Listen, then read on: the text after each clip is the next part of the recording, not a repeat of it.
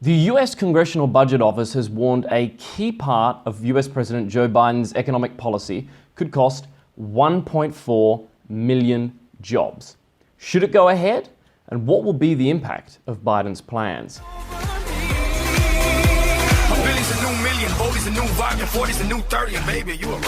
Welcome back to Matt's Money Matters. And today, we're looking at Biden's economic agenda. $2 trillion in infrastructure spending, big lifts in US company tax rates, and changes to the minimum wage. Now, the US economy had a stellar September quarter, record growth, and continued to grow in December as it recovered from the pandemic. Now, President Biden's come out with some big ideas to rebuild and reimagine a new US economy, so he says.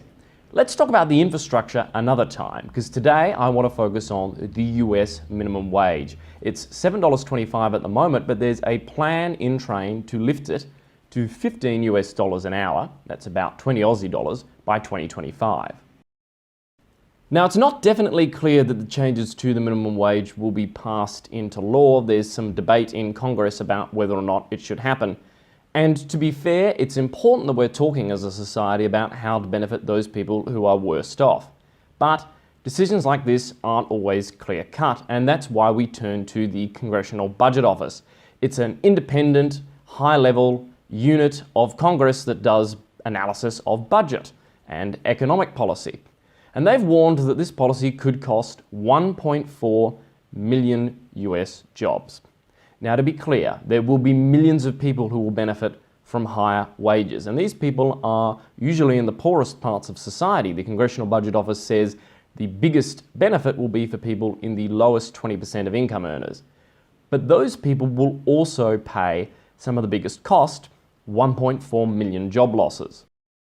There is a fair level of debate on this topic from economists. Does a higher minimum wage lead to job losses or higher unemployment? Well, a lot of economists say, yeah, but there are others who say it's not that significant.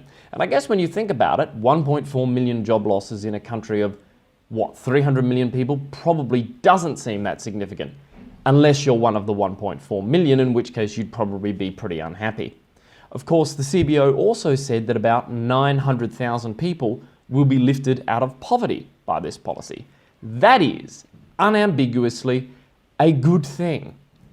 But I guess it's a question whether lifting 900,000 people out of poverty and having millions more benefit from higher wages counteracts the impact or the negative impact of 1.4 million people losing their jobs. This is probably an open question. It's not just the Congressional Budget Office that has concerns about this either. For example, the Employment Policies Institute estimated that the Raise the Wage Act would result in 2 million job losses.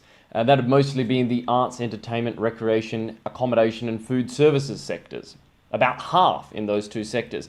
And it'll be worst among workers aged 16 to 24. The majority of the jobs lost would be those held by women, they said. The same institute also did some analysis of previous increases in the federal minimum wage, which happened between 2007 and 2009. Looking at Alabama, for example, they found the increase was responsible for a 7.2% decline in the number of employed 16 to 19-year-old Alabamians. Even worse for those with less than 12 years of education who suffered a 12.6% drop in employment. So let's perhaps cut the self-righteousness on this issue. Yes, it is important that we do more to help people who are disadvantaged in society. And yes, this bill, the biggest beneficiaries will be people who are disadvantaged, but there will also be many who lose out who are disadvantaged. In fact, it's about $175 billion of wages will be lost among people who either have fewer hours or lose their jobs as a result of this minimum wage increase. Those who benefit will benefit to the tune of more than $500 billion. But you've got to ask yourself the question, how smart is it really to improve the living standards of one group of disadvantaged people by about $500 billion if it comes at the cost of many other disadvantaged people, about $175 billion? And what can we do differently as a society? Are there things we need to rethink entirely? And this is where discussions about the universal basic income or alternatives might come in handy. We have a system where people lose welfare. Thinking about Australia, for example, people lose their welfare as they return to the workforce. If they want to have a part-time job, for example, they might find themselves worse off if they're only working 15 hours a week than if they stayed on a welfare payment. So we have a system that disadvantages people in need who want to take action to get jobs, to get work, to get help. Ultimately, all of this does not mean that proposals to raise the minimum wage should just be forgotten or that it shouldn't go ahead, but it does mean that people should think very carefully about the positions that they advocate. And as I've said, many people will benefit, but we can't just pretend that there will be no negative impact or try to ignore it. Now, hopefully, as the US economy rebounds from the pandemic and grows strongly, these people who lose their jobs will find alternatives, but it's not actually that easy. It's not that easy when someone is low skilled, when they come from a disadvantaged background, to find a different job when they lose a job, particularly when a higher minimum wage necessarily means that there are fewer jobs available for them.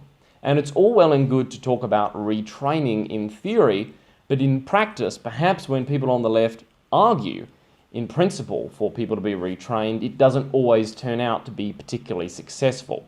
Regardless, it's important that we think about economic policy that can help those people who are worst off in society and help reduce poverty. And the fact that 900,000 people will be lifted out of poverty by this policy is a good thing. Thanks very much for joining us today, and tune in next time to Matt's Money Matters.